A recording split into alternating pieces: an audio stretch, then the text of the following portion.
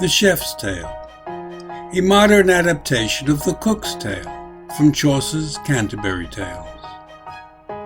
The Chef's Prologue. A silence greeted this ungodly tale, as though whatever words one spoke would fail to resonate in depths so dark and cold as those that drowned the tale the sheriff told.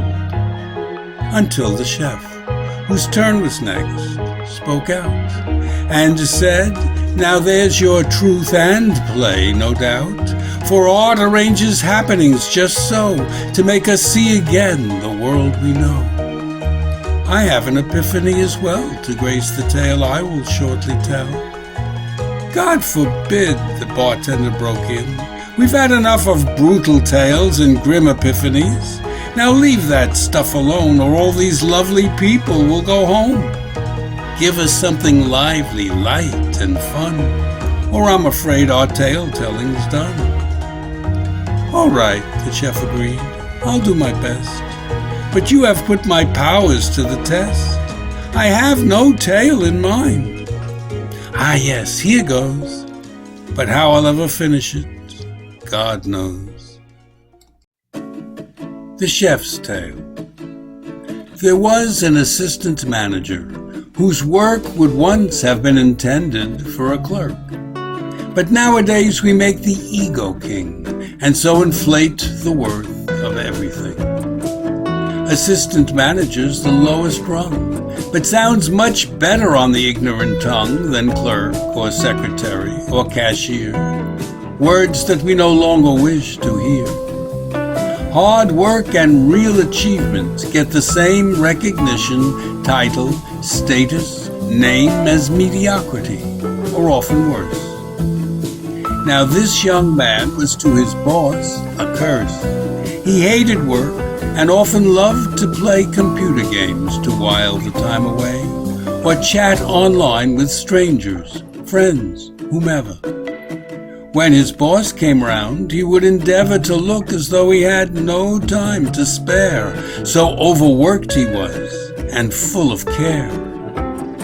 Yet at 5 o'clock, right on the dot, he was gone, overworked or not, to happy hour at a nearby bar, or home to find friends for his avatar, a cartoon he called Perkin Reveler, after Chaucer's uncouth character. This Perkin chatted gaily with cartoons. Avatars he met in closed chat rooms, where they had sex. In words, they had no flesh. Two avatars in virtual congress.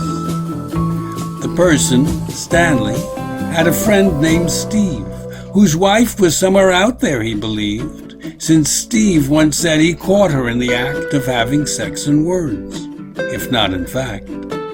She promised him that she would stop if he would satisfy her in reality. But Stanley knew quite well her avatar was having better sex online, by far. There was no way, of course, that he could know what lay behind each avatar, and so he fantasized right through the fantasy that it was Steve's wife in reality, enjoying all those layers. At this the chef broke off, and to us said, "I'm afraid my inspiration's dead."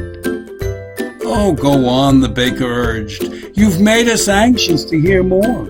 The plot you've laid with Stephen's wife is quite intriguing, and your character is quite the modern man." "Have a drink," the sheriff said, "and then you'll get your inspiration back again."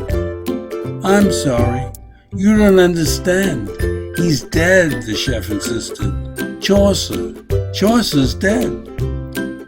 "Chaucer wrote this tale of avatars, computers, chat rooms, happy hours at bars?" the lawyer asked, as though it could not be. "Not exactly," said the chef, "but he set out the bones. The flesh, it's true, is mine. This isn't a translation line for line, but let us say an adaptation that rides through our own brief time on Chaucer's back. But somehow I was drawn to tell a tale that Chaucer left unfinished, doomed to fail. Well, there it is. I've tried to do my best. Now I'll sit back and listen to the rest.